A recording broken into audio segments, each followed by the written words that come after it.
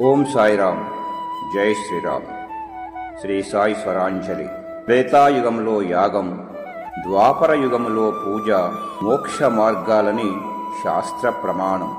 ఇది కలియుగం. ఈ యుగం ఎదుర్కొంటున్న సమస్యలకు సాయితత్వమే పరిష్కారం. అందుకే ఇది సాయి యుగం. ఈ యుగంలో మనిషి మోక్షాన్ని పొందడానికి నేను సులభోపాయాన్ని చెప్పుతున్నాను. అదే భగవన్నామ స్మరణం. ఇది ఎవరైనా ఆచరించదగ్గదే. భగవన్నామ స్మరణం అతి సులభం. మన పనులు మనం చేసుకుంటూనే ఓం సాయి అనే స్మరణ ద్వారా ఆత్మ సాక్షాత్కారం పొందవచ్చు. ఈ విశ్వంలో సాయికి సమానమైన భాష, భావం మరేదీ లేదు.